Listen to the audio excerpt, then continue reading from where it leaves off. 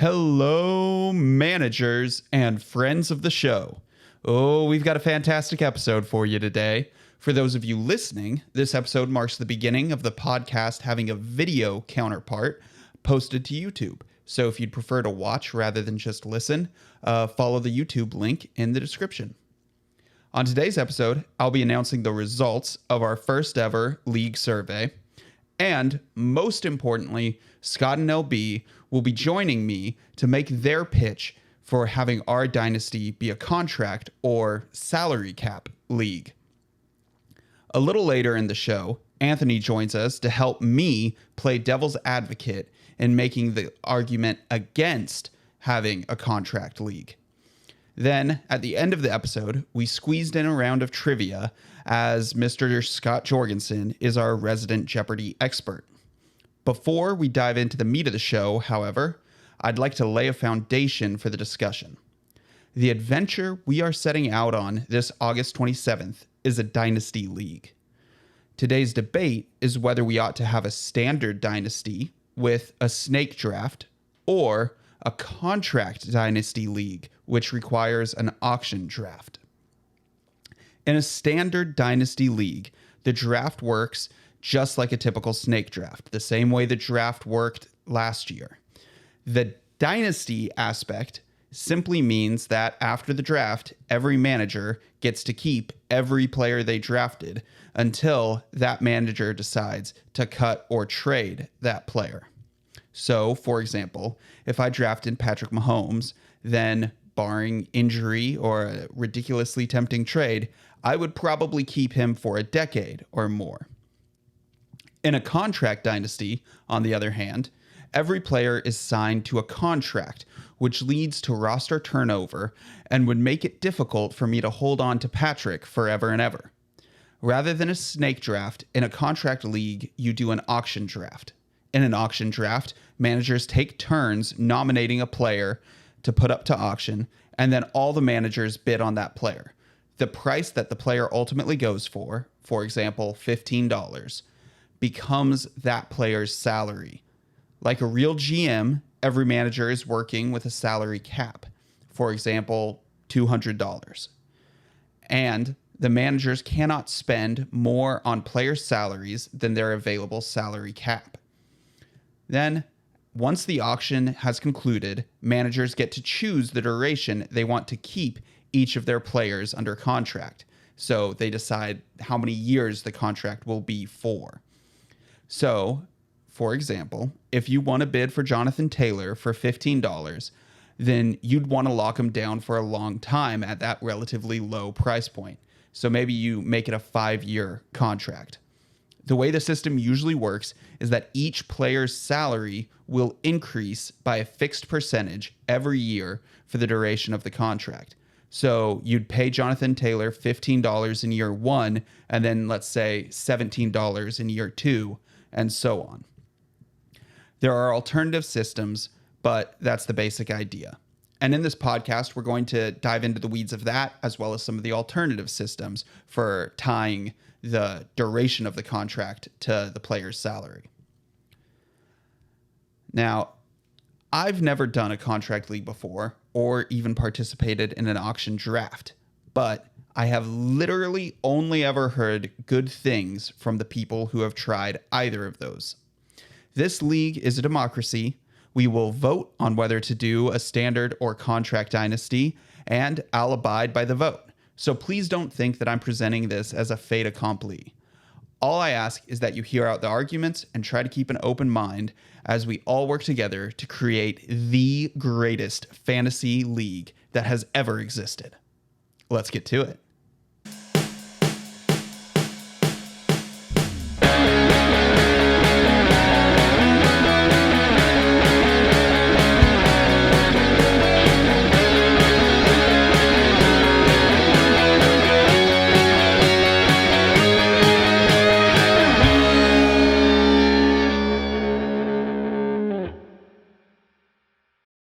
Welcome. Thank you guys so much for making the time to come on the new video version of the 12 Angry Teams podcast, where we get to put faces with names and faces with poorly managed teams. Today, you are both on here to pitch the idea of making the Dynasty a contract system or salary cap league, which, as I understand it, necessitates having an auction draft. Is this where we respond? Apparently The answer is yes. All right. Well, today I'm excited. We'll kind of go in that order. First, we'll talk about what it means to be a contractor salary cap league and how that functions and why it's desirable. Then we'll move into just kind of a quick overview of how an auction draft works. And then we're actually going to wrap things up, since in honor of Scott being on the show, we're going to wrap things up with a little head-to-head Jeopardy. So we'll conclude that way. So I'll be prepared to get embarrassed. Scott, after all, was a teacher, whereas you attended the University of Alabama. So I'm in the hole already. Exactly. The N in Nebraska is for knowledge. Classic comedy. Okay, but first, I'm very excited to announce the results of our little survey. It only took a week and a half to get people to fill out a 6-question survey. Isn't that impressive? In fact, I found and added a new manager to the league, and they completed the survey within the time it took for 2 of our managers to yeah, exactly. Sorry, I had a cough. The fax machine was broken, I'm telling you. He couldn't get the fax through. Yeah, I tried to tell him he didn't have to respond to the survey over fax, but... So did he respond by U.S. mail? Yes, he ultimately did. He did. He printed out the Google form, wrote in his answers, and mailed it to me. And that's why it took so long. All right. So skipping over the date, we know the date, August 27th. So what platform should host our Dynasty League? This question, as I think I made clear in my podcast with Anthony, though I may have edited it out, I never really intended to purely abide by this particular vote. I just wanted to get a sense of what people were thinking. The winner with 45.5% of the vote was ESPN. CBS got 36.4% of the vote, which I know exactly which 36.4% that was. The Cody's? And then what? Is it the Cody's? It's the Cody Rings and Shrimples, the family that does all our leagues on CBS. And I don't think in this league, at least, I don't think we made any new CBS recruits. I don't think anyone who came into this league new to CBS left fond of it. And then Sleeper got 18.2%. So that's barely useful information, as we'll probably use none of those. Anywho, so here's the question, Dan. Is since we have a plurality and not a majority, is there a runoff election for which one wins? No, A jungle primary. This is kind of when the democracy collapses into a dictatorship with these sorts of results. Now, for Superflex, we actually did have a majority. And with a 54.5%, the league voted no on Superflex. So we will not be having a Superflex league, as in no, second QB.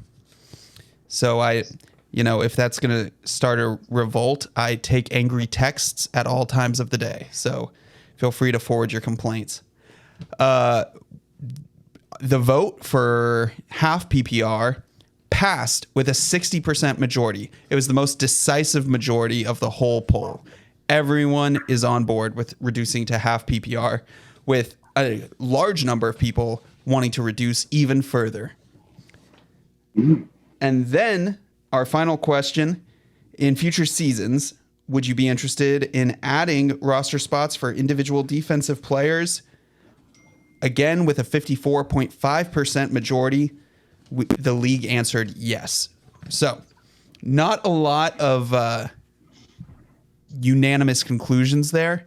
And also, I didn't vote. I'm just now realizing. So we actually had one manager who never managed to fill out the survey.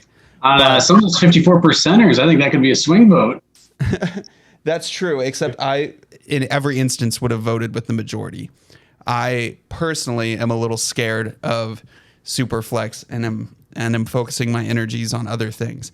Also, it's so wrong. Teams only start one quarterback. I realize that Anthony and everyone has a very, intelligent and logical response to that argument. But I won't hear it. And that's that. An auction system, I believe, helps address some of the issues of overvaluing running backs versus quarterbacks. Well, I agree. Then, despite the order I laid out, let's just jump right into that. Why would an auction draft help fix the distortion in value between running backs and quarterbacks, even without Superflex? I mean, in terms of running backs, when people talk about running back value, people aren't taking running backs because they score the most points in a league. Because a quarterback year in and year out is the most valuable player in terms of like pure points. And you can correct me if I'm wrong, but I'm pretty sure I'm right. I'm pretty sure you're right. Right. But the reason why running backs always get picked early is because you roster a couple of them at a time, and there's a scarcity due to that. But in an auction format, you're not drafting based on a draft pick. You still might value a running back, maybe like a good running back, more because you need to play more at a time. But in terms of like where you're actually drafting a person in a draft, none of that matters anymore in an auction format. And if you're talking contracts for terms of years, a quarterback is probably somebody you might pay a bit of a premium on to lock him up for a longer amount of time. Knowing, Pat Mahomes is probably going to be good for the next 5 years, whereas Zeke, maybe not. Or even this year. I was going to use Zeke as the example, as the resident I hate my own team Cowboys fan. Like Ezekiel Elliott, when we signed him to his extension, I thought we overpaid him, but I didn't know by how much. And then within the last 2 years, it's become clear that he is nowhere near as valuable as we paid him at the time. So I think that contributes a lot to the decisions that a manager would have to make in an auction contract, salary cap, whatever we want to call it, system. You've got to think about longevity at certain positions, right? Like receivers are going to last longer than tight ends. So you're going to want to consider, do I pay a premium for this receiver? Same thing with running backs versus quarterbacks. I think that's a big advantage when it comes to forcing people to make decisions and having to value players in terms of their relative value to each other. And a running back still might fetch the highest price, but it'll be interesting to see like what a team does for like a contract duration. Yeah, no, I mean what you're saying makes sense that in, your traditional snake draft or whatever, the running backs are going early not because they're necessarily more valuable, but because of the scarcity. And so in the context of a snake draft, what the Superflex does to improve value of the quarterback is really just create artificial scarcity by forcing every team to draft 2 quarterbacks. And you're talking to 2 antitrust guys here. That's really just creating an artificial market. That's what you're doing. You're monopoly pricing, Dan, is what you're doing. Man, I didn't even realize. Okay, so we're talking about the auction draft. Let's just back up. I assume because the name pretty much explains it, everyone knows. But let's talk about like the logistics of how an auction draft would actually work. Because the intuitive part is everyone's going to have a certain amount of money. Everyone's going to have a cap, which I'm given to understand usually gets fixed in like the $200-ish range. But totally up to us. And then you're going to bid on players. But how does the bidding initiate? So as a veteran of many auction drafts, a league I'm currently in, I think our budget is $260 going into the auction, which again, I think most leagues are somewhere between $200 to $300. And you just go around and people nominate a player. So, maybe I'm the first up to nominate, and I nominate Patrick Mahomes because I want to see how much money Dan will blow on Pat Mahomes if he's the first nominee. Hey, Anthony, welcome to the pod. Hey guys, thanks. Nice to see y'all. But maybe I nominate him for $1. He's not going to go for $1. He's going to go for a lot more than that. But I don't really want Pat Mahomes. I just want to see what people bid on him. And people can throw out bids. And usually whatever app you're running through or whatever platform you're running through will have, a set amount of time between bids. So if nobody increases the bid within 10 seconds, say, Pat Mahomes becomes Dan's because Dan is the highest bid. So people bid, and until bidding stops, Pat Mahomes is just on the table. Once Dan wins Pat Mahomes, it goes to the next person in line to nominate. So maybe LB's next to nominate, and he can nominate whoever he wants. Okay, so it goes like that until every roster's filled. There's something similar to a draft order, except it's not an order to actually get to draft a player. It's just an order to nominate a player. Yeah, and then everyone bids. Yep. And traditionally, there's no limit on how long the auction goes.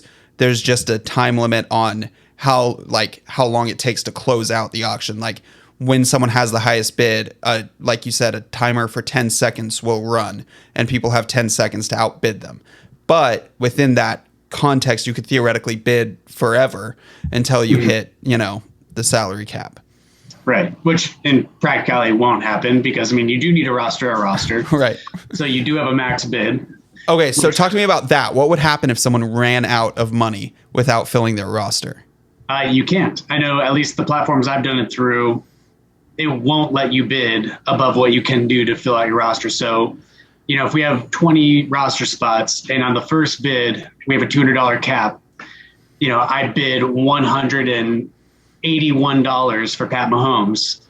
And that's the highest you'd be allowed to bid. Right. The app won't let me bid 182 because I can't fill out a roster otherwise. You effectively have to keep at least $1 for every empty roster spot. Correct. Until you've filled up. Wonderful. Makes a lot of good sense. Okay, so to give us a sense, say you're working with a $200 salary cap. What kind of range would you expect the 101 pick to go for? Like assuming the person that in a snake draft would be the 101, like this year, Jonathan Taylor. What kind of range would you anticipate people spending for Jonathan Taylor? And don't get into the contract stuff. We'll deal with that in a minute. For now, just purely auction. I think that's the beauty of an auction system. And I think that price depends on a couple variables of how many roster spots do we have? And that's a legitimate question. How many roster spots do we have? I actually was going to kind of put that to you guys to discuss, within the context of a dynasty, what sort of spots we should have. I think at the very least, adding, an IR spot or two makes perfectly good sense. And then the question is, do we want to have a taxi/practice squad? And if so, how big should that be? But we'll kind of get to that later. But let's assume you have, 16 roster spots. I'll say sorry for baseball references. The baseball league I'm in, we have 22 roster spots and a $270 or $260 budget going into the auction. The best players in the auction will usually go for maybe $40 to $50. Players above $50 are kind of rare. A lot of really good players will be in the 30s and 40s, and you can get good players, in the 20s and 30s. And even just for comparison, ESPN or CBS, all these leagues list, auction values for leagues based on X budget, where I would imagine, looking at the best players, I would think if you have a $200 to $300 budget, Jonathan Taylor might be in a redraft league $60 or $70. In a dynasty league, he might be worth a little bit less based on, how your dynasty is structured. If you have to pay him more every year or eat his contract if he gets injured. But I would anticipate the better players probably, I would think, $40 to $50.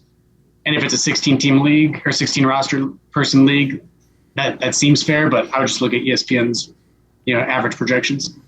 All right. At this point, I think it would be good to just cover the ground of what each of your experience is with auction drafts generally, and then with contract leagues specifically. Scott, you're in this well-established baseball league that is both that is a contract league and therefore does auction drafts.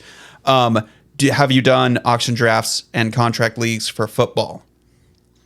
Football, I have not, but the other dynasty football league I am in is already contemplating what can we do to create greater roster turnover, and debating if we should shift to a contract league or some other sort of incentive that you can't keep all your players. Interesting. Is such a shift possible, or would that just require tearing the whole thing down and rebuilding it? I believe it's possible. Our baseball league started as just a you can keep 8 guys league, and in the third year we transitioned to contracts. How did you deal with like people's keepers? Did you have to do an auction draft, or did you just say everyone's going to have this value? We said you could keep 8 like you had in previous years, but you had to put them on a contract, and the contract was what ESPN said their average value in a auction was. And if you wanted to pay them more to keep them longer, you could. So you couldn't just make up a number. We went off of ESPN's numbers, which turned out for our league to be probably a little low, but we're pretty accurate. Okay. All right, LB, your background with contract and or auction drafts. So I'm going to disappoint you to a great degree here, Dan. My experience in auction drafts actually come from fantasy hockey leagues that I've been in.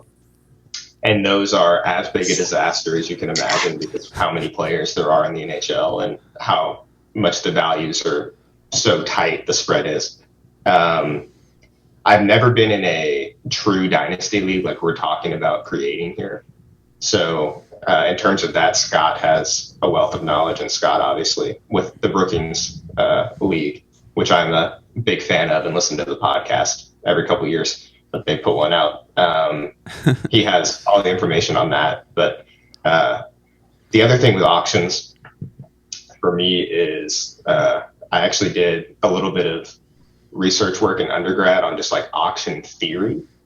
So I understand a lot of, like through the economics department. So I understand, at least as well as a graduate of the University of Alabama's economics department can, how auctions work and how they kind of arrive at an efficient, like equilibrium price for things.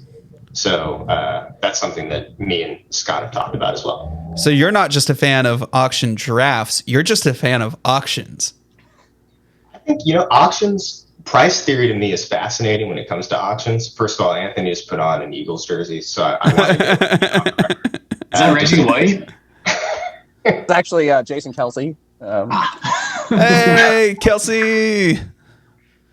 That's almost as bad as me. Like owning an offensive lineman's jersey is close to me owning like a punter's jersey, I feel like. I mean, you need to see that Super Bowl speech and then come back to me with that. I mean, that was epic. It was, and as was his outfit.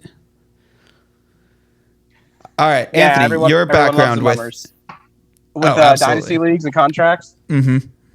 I've done auction drafts. I'm in a redraft league with some UVA folks where we've done an auction draft every year for like 5 seasons, and it goes pretty well. People have to adjust to it usually, which is why if we decided to not go with a contract league, I would just recommend a normal snake draft if we just did a normal dynasty league without contracts. Although I think for the contract context, it makes total sense because you need to set people's salaries and everything. I have one league that I'm in with some random people that is a dynasty contract league, but it's in its first year. And so we have contracts set up. We did a startup draft.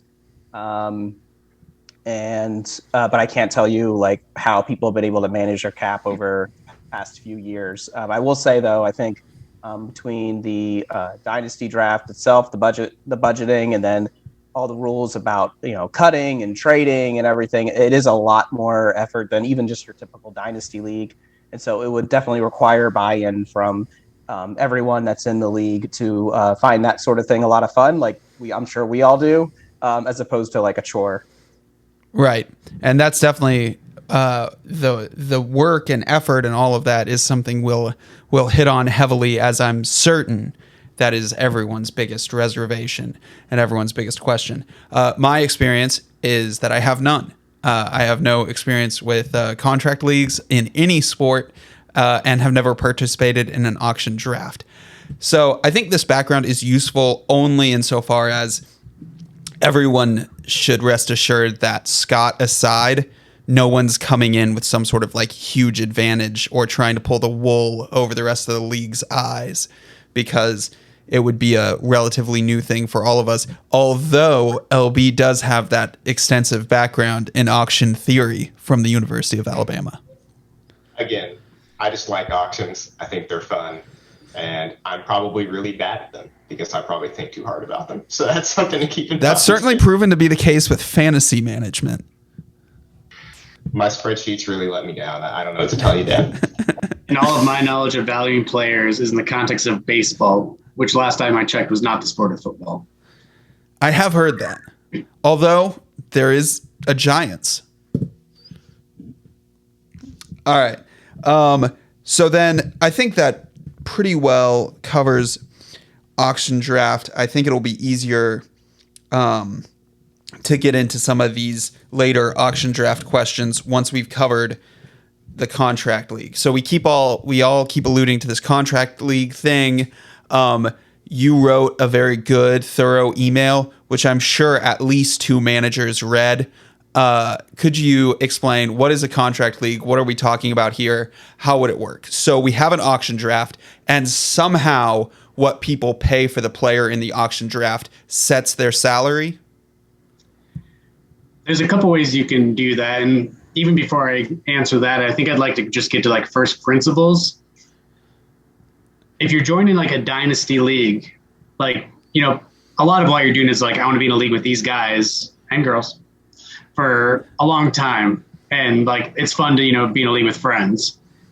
But if you're joining a dynasty league, why are you doing a dynasty league versus a redraft league? Presumably it's because you want to build a franchise that, you know, can stand the test of time and you can tear it down and rebuild it and do whatever. So if your goal is to create that sort of situation, I think you need some sort of structure that actually creates roster turnover and incentivizes managers to have to make decisions to build up a team and to know when to tear down a team for the future rebuild, which if you just get to keep everybody you draft forever, that's not bad. That's, I got lucky at the first pick and I got to keep all these awesome players until Kingdom Come. So I think just getting to first principles, if you don't have some structure that like creates roster turnover, why are we doing a dynasty in the first place versus just redrafting every year? Anyway, that aside, that's my pedestal. In terms of contracts, you know, Dan, you just found that great platform where it looks like they create essentially an NFL contract structure where, you know, I pay $20 for some tight end, and after the auction, you get to go through your roster and get to figure out how long do I want to keep this guy on my team? Do I just want to keep him for a year? Do I want to keep him for 2 years, 3 years, 4 years? And, you know, the baseball league I'm in, how long you can keep a person is determined by how much you paid them. So if I want to keep a guy for, you know, 6 years, I can, but I have to pay that guy over $50 a year. If I want to keep him for 1 to 2 years, I can pay him anything up to $20. If I want to keep him for 1 year, and pay him $60, I could do that as well. But to add extra years, you need to pay them more every year. Versus it looked like the website you just found, you know, I pay $20 for that tight end and I sign him to a 2-year deal. Under that system, it looked like you could just pick a number and his salary would increase by X% the next season, which I think is a really intriguing system. So there's different ways you can structure contracts, but usually it's post-auction is when you decide how long to sign these guys for, based on whatever metrics you decide on the league. Okay, so just to nutshell, when you have a contract league, there's 2 elements. You have the salary for the player and then the term of the contract. And in order to make things fair, the 2 things are kind of interrelated, such that if you happen to get someone for $1, you can't then sign them to a 10-year contract because you didn't pay enough. So you'd be limited to maybe you can only have a 1-year contract, or you could only at most have a 2-year contract with that player. And then the other way that duration is related to price is that via some method, whether it's a percentage increase or whatever, each year you keep that player, you're going to increase from what you initially paid for them. So you get that tight end for $20 in the auction draft that we do on the 27th. At the beginning of next season, they're going to be a $25 cap hit. Obviously, I feel like 25% is probably a much bigger increase than is precedent, I would imagine. But anyway, you're then having to pay that person $25. Okay, so I feel like that's... I think those are the 2 big ways you can do it. You know, salary goes up X% per year. So, you know, if it's 10%, the $20 tight end, next year's the $22 tight end. Or, you can just set them for a flat fee over the length of the contract. But if I want to sign them for 5 years, there's a higher floor to what it takes to be able to sign someone for 5 years than what it takes to sign somebody for up to 4 years. Oh, okay. So you don't see those things as both happening. You see them as alternatives. They can be alternatives. So, I sent you the spreadsheets from our baseball league. Right. And those contracts, that's the length of the deal. Christian Yelich is making that for the length of his deal. But because he signed for that much money, you could sign him for up to a greater amount of time if you wanted. I see. Yeah. Okay. That makes sense. I understand. I think those are two ways to structure. Okay, so it wouldn't be both. It wouldn't be both increasing every year and the price determining the maximum length that you're allowed to set on the contract. I guess the next major question would be, how does free agency work in a contract system? So we've all filled all of our roster spots and the draft is now over. There's obviously still a pool of NFL players existing out there. How do I get them? What does it cost me? How does all that work? So we did Fab, right, last year? We did do Fab last year, yeah. So the way I think you could structure it is, say you have your whatever, salary cap in the auction, and then for Fab, you can still have your Fab budget, and you can sign players for however much dollars of Fab you have left. But those guys that you pick up through free agency are on 1-year deals. So at the end of the season, they're off your roster. Okay, and that makes sense.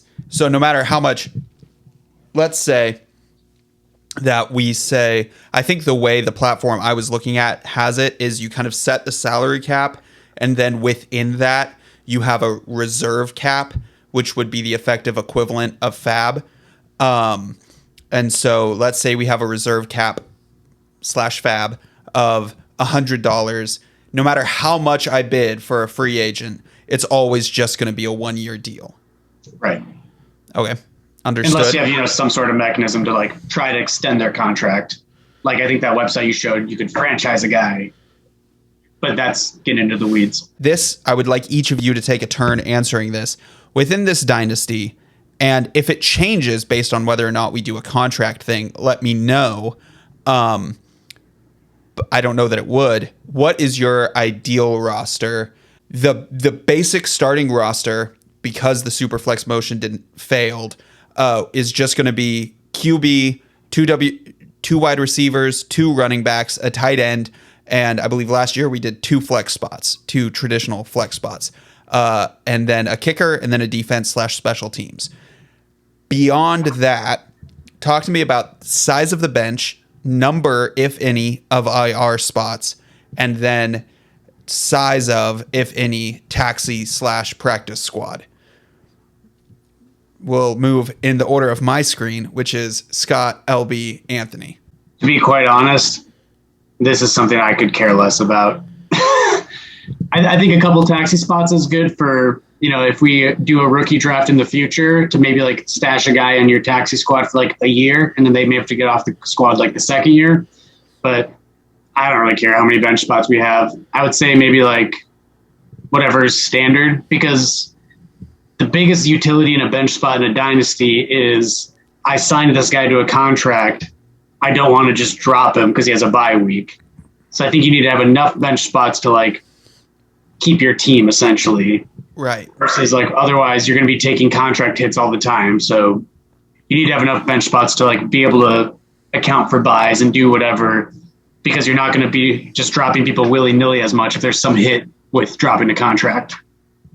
Okay, real quick, that's worth pausing to talk about. Dropping a contract. In a contract league, what happens when you want to cut a player that has 2 years left on their contract? Are you not allowed to?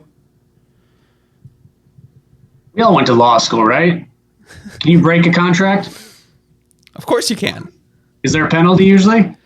Of course there is. All right. Now Usually the there's right some lawyer. sort of penalty.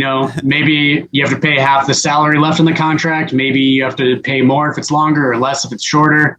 But there's usually some penalty associated with dropping a contract because you agreed with that player that I will pay you $25 for 3 years. And, there's going to be some stipulated damages. So what would the penalty look like? You've got a $25 per year player, and it's a 3-year contract, and you want to drop them after 1 year. What sort of penalty do you think you'd be looking at?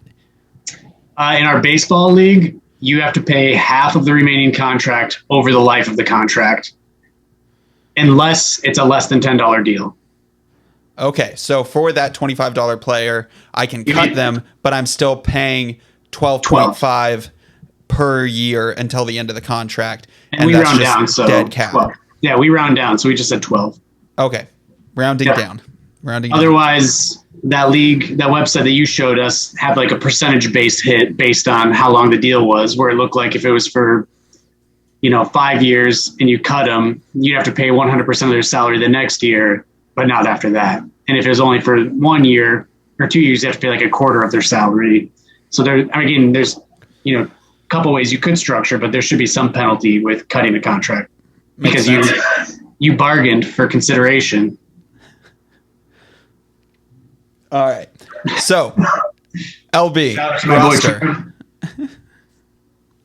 So I think I really actually enjoyed the fab system, but I did get caught out in the wind one time where I had a bunch of guys on buys. I had a guy on the bench who was on IR, and then I had a player who was questionable for the game. And then day of, they announced he was out, and I had no one to put in his spot. So because of the fab system that we had, I was unable to pick someone up and put them on my roster the day of. So I was left just with an empty roster spot that day. And that happened to other people. I'm not complaining about that because I ended up winning that game. So that's fine. But because of that, I think a taxi squad, if we're going to do a fab system like that, which I think would be a good idea, a taxi squad would be something that I would want to see of like 1 to 2 players of just in case you can bring someone up from your taxi squad and put them in your flex spot if, all goes to hell like it did on me that 1 week. So that's one thing on the taxi squad. Okay. So then as we move to Anthony, I'll let you take this question, which is talk to us about what is a taxi squad and how is it any different from your bench? Also, is it accurate to say that a taxi squad and practice squad are the same thing? They're just 2 names for the same concept. Answer your second question. Yeah, I think depending on what you mean by practice squad is having people that are only on your roster who aren't going to play on game day. And that's kind of address LB's point. Obviously, we can, design our taxi squad and the rules however we want to. But traditionally, in the leagues that I have where we've used a taxi squad, those are for folks that you would have maybe later round draft picks or younger players who you don't expect to be in your main lineup for this year, but you still want to have the control rights over for future seasons. And so you would keep them there. And once week 1 of the NFL season starts, you can't put them up to your normal bench or starting lineup at all. If you do, then they are now promoted to your roster. Like if you have a guy like in baseball in the minor leagues, it's like you call him up. But what you don't have is the ability to put him back down. Once you call him up from your taxi spot, you're basically sacrificing that taxi spot and thinking, okay, this guy has done good enough now for me to put him in my lineup. A great example of that would be like a Rashad Bateman. He was a great prospect coming out, but he was on the Ravens offense. And so people who drafted him last year might have put him on their taxi squad, not expecting him to do well. Well, he had some good games in the middle of the season. So if you thought, hey, I'm going to call him up now, I think he's going to be a great addition to my team, you might have been burned because he didn't really have that great end of the season. Whereas people that might have kept him on that taxi spot were able to have that bench flexibility throughout the rest of the season and then still have the benefit of retaining his rights and control going into the next season of your Dynasty League. And then to fix the problem that LB was talking about as far as day of waiver ads and everything, my recommendation for that, if our platform allows it, would be to have free agency on game day. So just you don't have to put any fab down. If we have a contract system, maybe just give them a $1 deal or something. And just the ability to instant add and instant drop would allow for people to make those last minute additions and not have to put them in the night before or something. And, I have that in the league and I think it works really well because it gives you the benefit of the daily waiver sort of fab that you want. without leaving people out to dry if they don't catch something like a surprise on Sunday morning. That reminds me of one other thing, Dan, actually, which was I think an IR is a good idea. Yeah, And I think for Dynasty you have to have at least one IR spot. In my mind, that's a given. Yeah. I say we have three for a 22-man roster in baseball. Yeah, I recommend I'm kind of 3 to 4. leaning towards 2, but I think as someone. And Anthony, for our audio only listeners, can you explain the hand gesture you just made? I threw up a 3, but I'm not sure which 3 it was. For those who have seen Inglourious Bastards, I might have given myself away. Yeah, this was the German 3. Yeah, I think the IR is a good idea because I drafted Christian McCaffrey first overall last year, and there was a time when we actually made the worst trade in fantasy history whenever I traded Christian McCaffrey for you to you for Alvin Kamara, who did nothing the rest of the year. But a situation like that where I have a very valuable player who, if he does come back, will presumably produce a lot of points. It would have been nice to have that option last year. And I think, especially if we're doing Dynasty where you have players you want to hold on to a long time, if someone gets injured, it would be a shame to have to take a contract hit and lose a valuable player because they got hurt.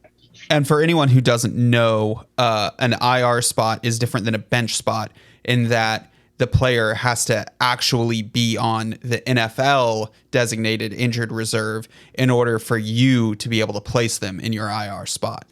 Which, if I interpret correctly, means DeAndre Hopkins or Deshaun Watson would not be eligible for the IR because they're out for other reasons. Correct. Yeah. All right, great. So I think we covered that well. So I don't know if I already said this, but I do want to clarify this point. You're talking about calling people up from your taxi squad.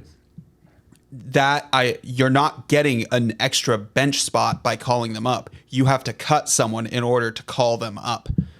Correct? I don't think I made that clear when I was describing the issue that I had, but that's something that I think is important. If you bring someone up off the taxi squad, you have to drop someone else. You don't get, like, your taxi squad is not an additional 1, 2, 3, however many we have bench spots. Mm-hmm. It's somewhere where they are not in your lineup, and to bring them into your lineup, they have to be added to your lineup. You can't just stash someone there who you plan to play a lot and move people back and forth. What Anthony said, I think, is the right way to do it. If you bring them up, you can't move them back down. Understood. Okay, great. I think we've broken all of that down well. My kind of final question, just in the logistics of how all this would work, is how do future rookie drafts work in this contract league? Say we do the contract league, we've had our auction startup draft, everyone's drafted, now it's the next year. What's happening at the rookie draft? So the way in leagues that's been structured, again, sorry if any of you hate baseball and sorry to sound like a broken record, but we do a minor league draft every year. And that operates like a snake draft where whoever had the worst record the season before gets the first overall pick, and they get to pick, whatever minor leaguer is unowned.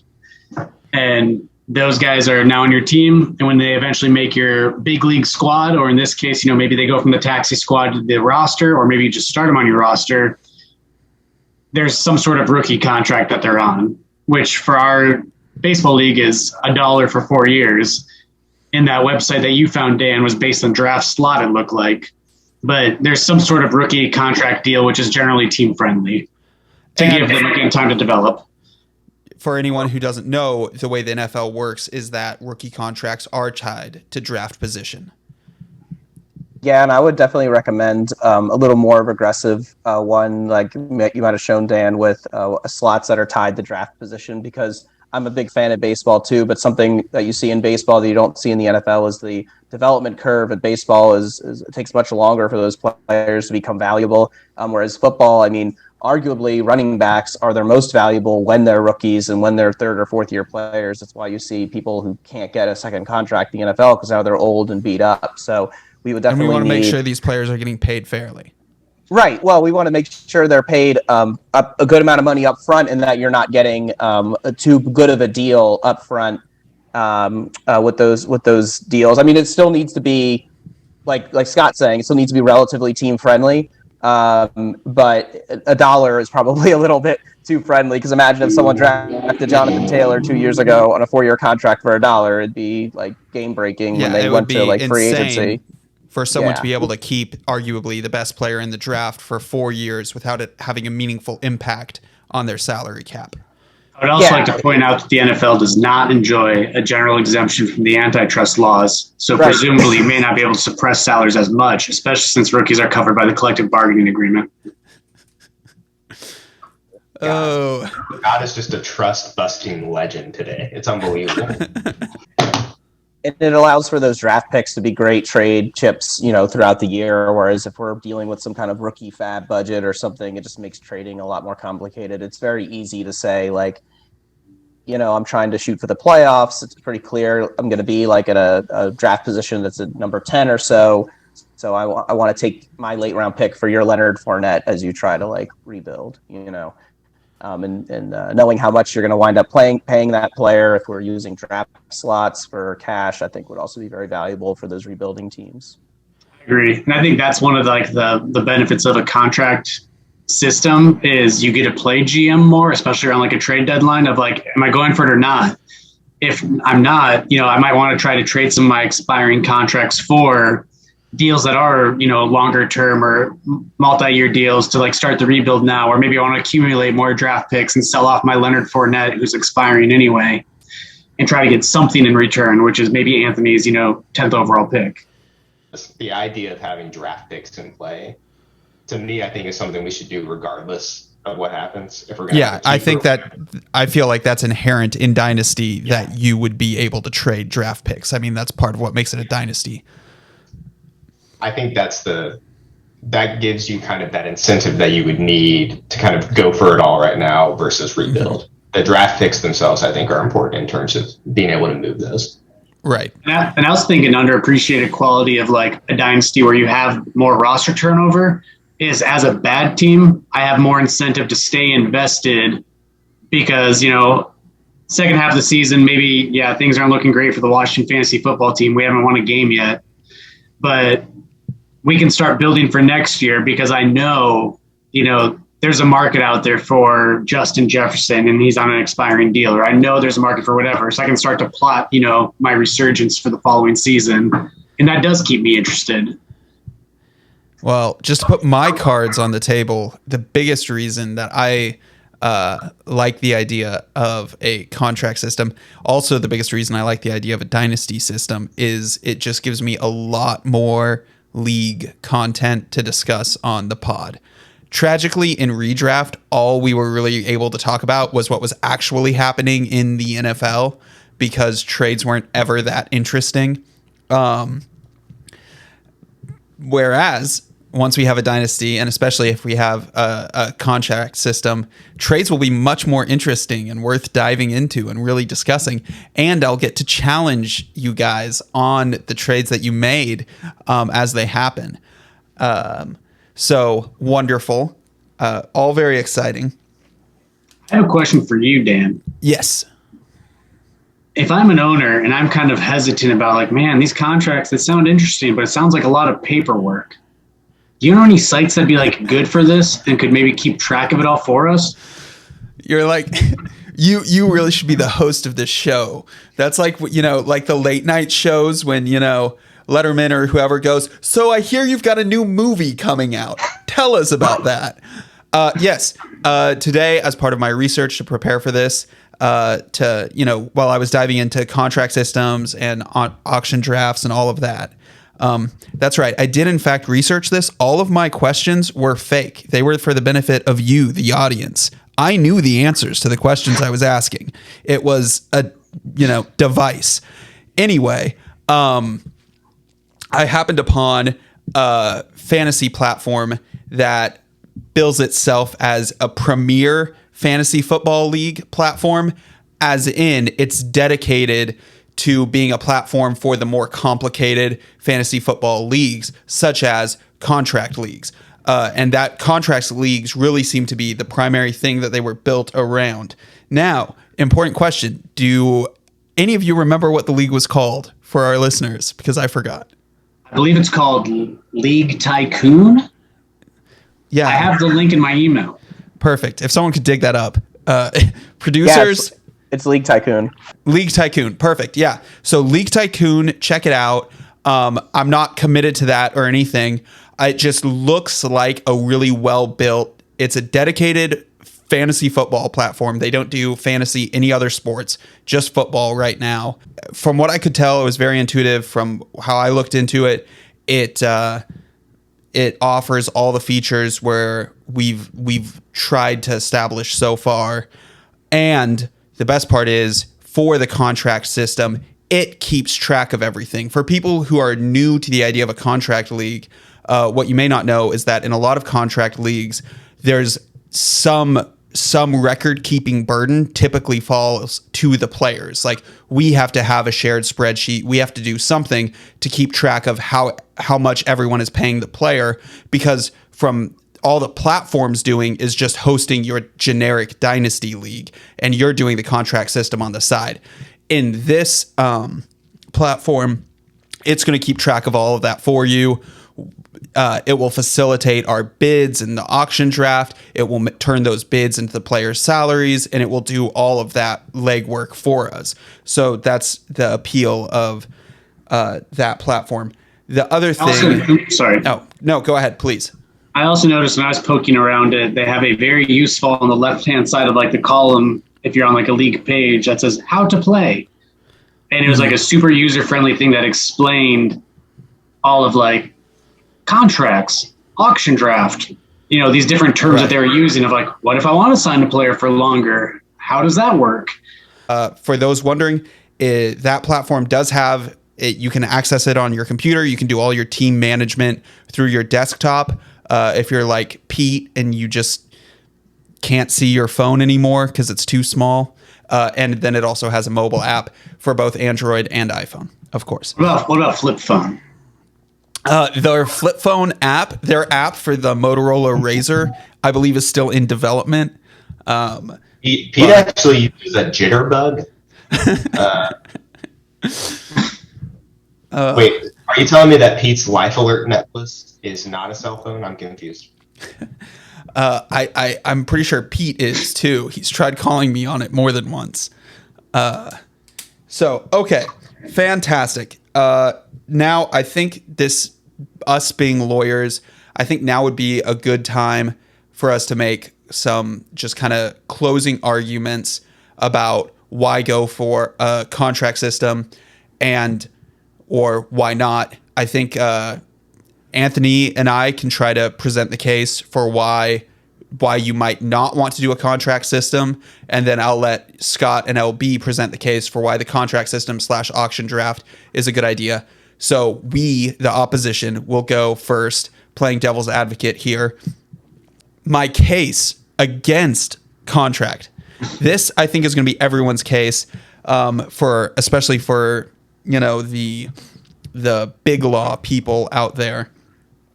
For all the big law people, and probably for everyone who graduated at the same time as us from law school, this year has probably been, for all managers, one of the busiest years of their lives.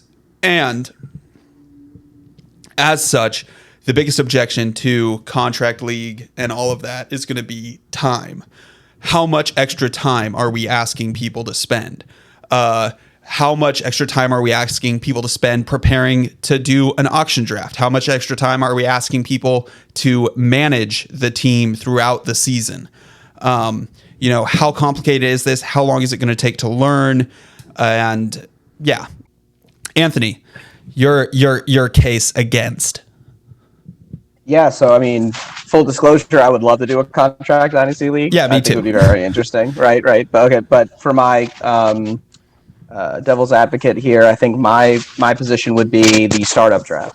It's the most important thing in dynasty leagues, and so everyone here, most people are coming from redraft. Everyone knows how to snake draft works, and it's very simple.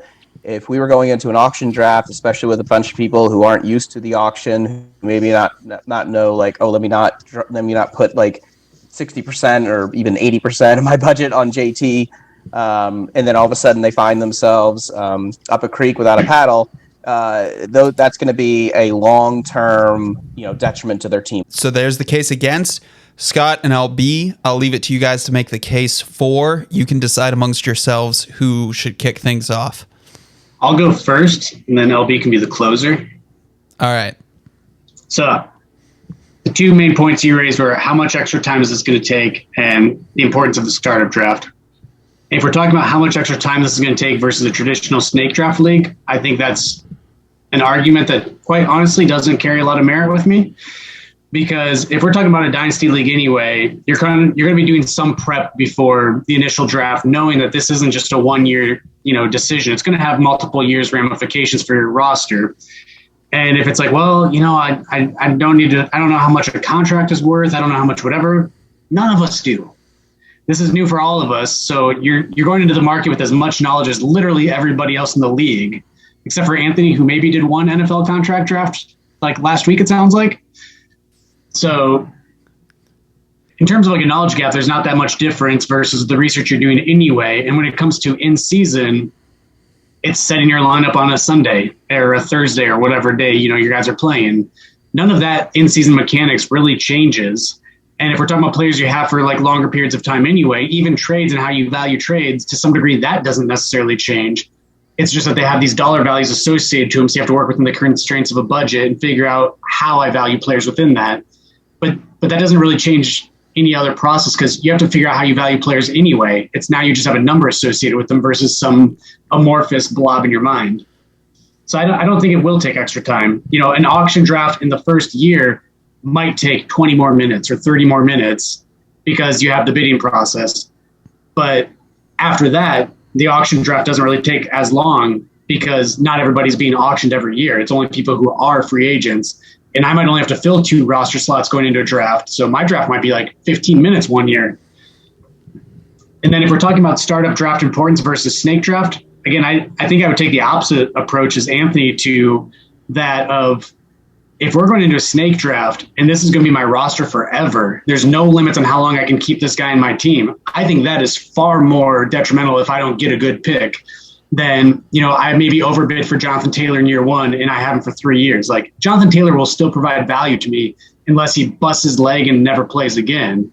I maybe just overpaid.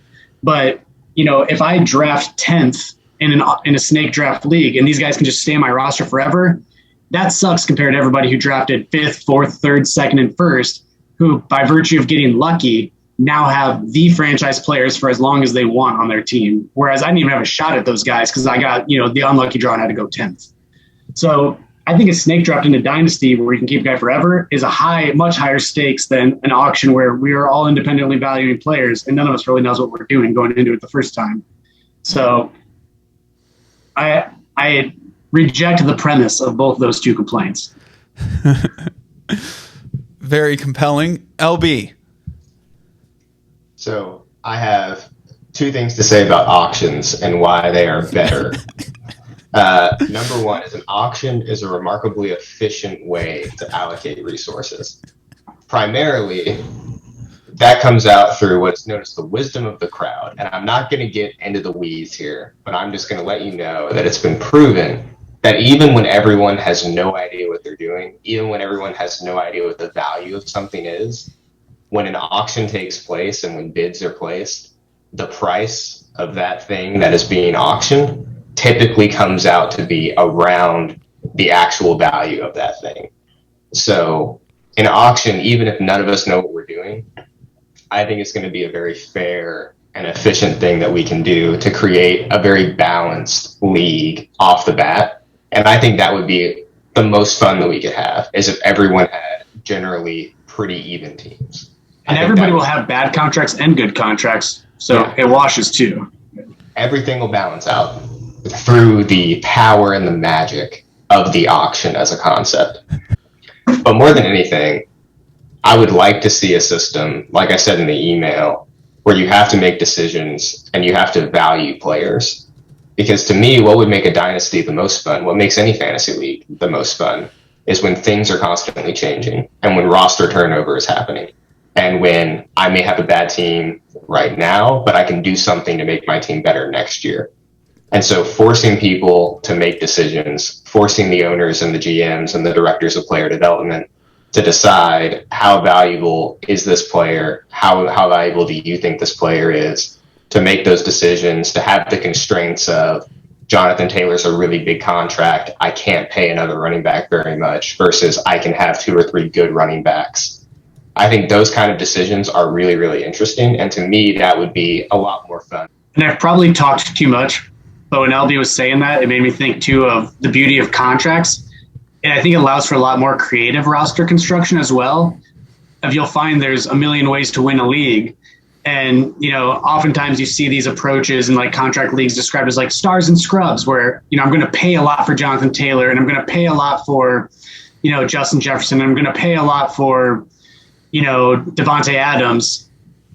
And I do that knowing I'm not going to have as much money to spend on other people, but like these guys are so good. I think that's the winning strategy anyway.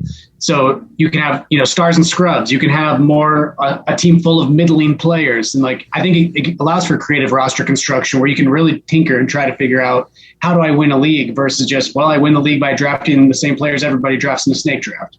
Hey, I mean, obviously I'm convinced, but, at the end of the day, it is a democracy and not a dictatorship. There's momentum for this movement, unlike Stephen B's Calgary Flames, who got swirlied by Connor McDavid in the playoffs and then consequently lost both Johnny Gaudreau and Matthew Tkachuk in the span of about 2 weeks. Shout out to Stephen B. Hope you're doing okay, buddy. So, Jeopardy. If you're in, this is how we will play. I will ask the question. I'll introduce the category first. I'll ask the question, and then you guys just have to do, using your reaction button, the raise hand symbol. All right, so here we go. The category is Globetrotting for $2,000. And yes, I'm using a daily calendar to get these questions. All right, so the answer for $2,000. A permit is required for any public gathering in most places in this city-state on an Asian peninsula. All right. Scott got the first hand. Scott, your answer. I think we're going to go to Southeast Asia and the Straits of Malacca, and this would be the city-state of Singapore. I am going to need that phrased as a question. What is Singapore? And the answer is Singapore. Scott takes it with $2,000. Wow. That could almost get you Jonathan Taylor. All right. The category is Catholicism. And for some reason... Okay, hold on. This is unfair. What's unfair? Scott is actually Catholic. So is Anthony. So I'm the only non-Catholic who's competing right now. So I don't think that's fair to me, personally. All right. Well, but I mean, that's just the way trivia works. Of course, it's not an IQ test. You just know it or you don't. And that's kind of, in a sense, luck. So anyway, the category is Catholicism. The date, for those interested, is May 22nd. So that's how behind on this calendar I am. All right. Catholicism. Answer. Alexander Pope wrote in 1711 that to do this is human.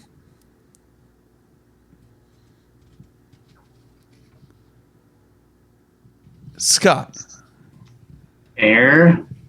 Correct. What is air? Scott takes it with what is air. Darn it, I forgot to ask it be phrased as a question. All right. So it's grammar A to Z, and this is within the letter P. So it begins with the letter P. The building blocks of a sentence are subject and this. What is said of the subject? Anthony. Predicate. Nice. Anthony takes it with predicate. I'd forgotten predicates even existed. All right. Now we've got ourselves a competition and somebody from the University of Alabama. So that's nice. All right. You don't win a lot of trivia. Same category, grammar A to Z. This begins with the letter I. To be this form of a verb, some say means to never split it.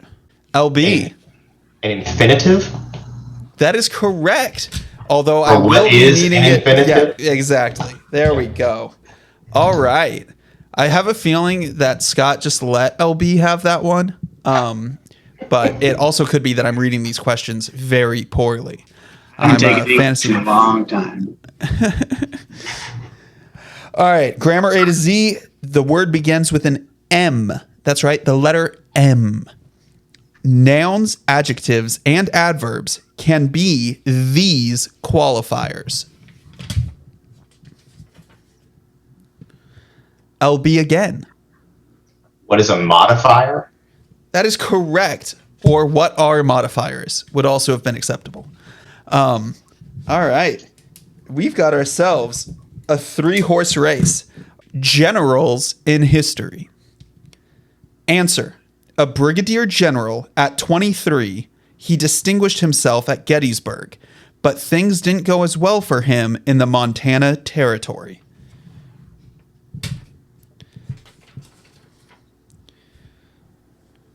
Scott.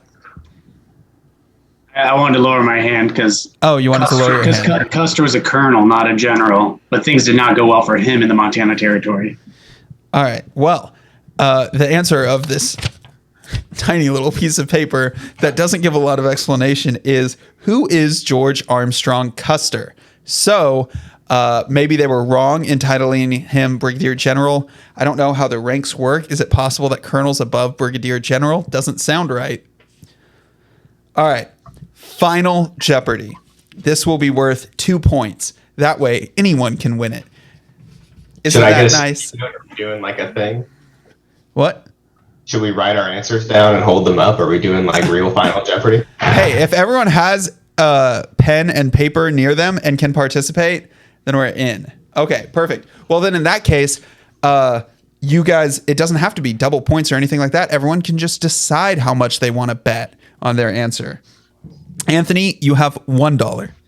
Scott, you have 2. LB, you have 2. Oh, I guess we're giving Scott a third. Scott, you have 3 because of Custer. I have 2. I lowered my hand. You did. That's true. You did. I forgot about the moment you tried to back out. Something Custer ought to have done. All right. Generals in history. Final Jeopardy. Please do not answer aloud. Write it down, and I will tell you when to reveal. Known by a colorful nickname, he got the rank of General of the Armies of the U.S. in September 1919. I'm going to read that again. Known by a, quotes, colorful nickname, he got the rank of General of the Armies of the U.S. in September 1919. Please let me know when you've all finished writing.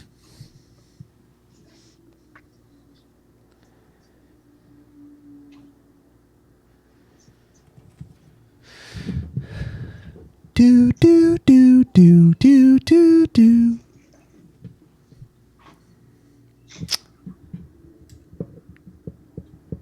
All right. Scott has indicated that he has concluded writing.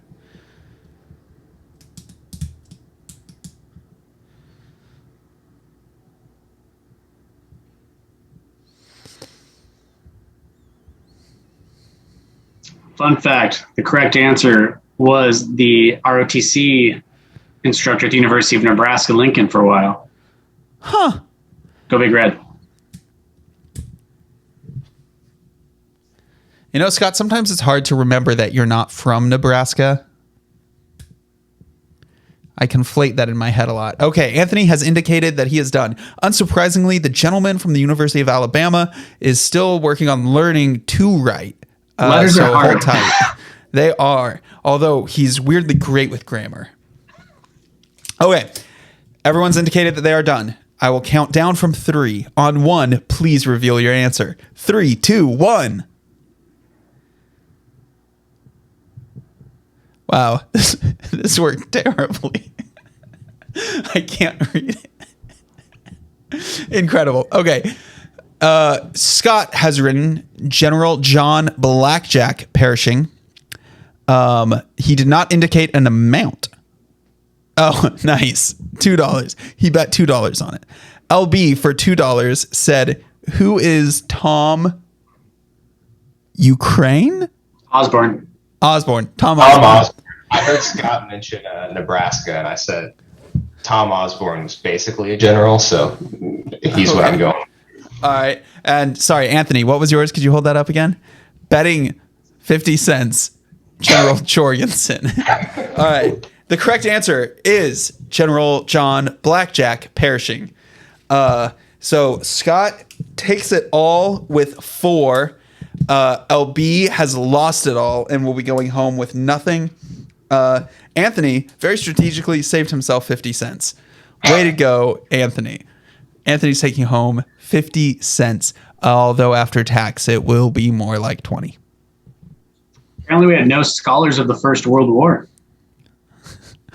Yeah, well, I mean, we didn't get involved till the very end. Makes it feel like it wasn't completely about us. What'd you say? Commander of U.S. forces in World War I. John Blackjack Pershing.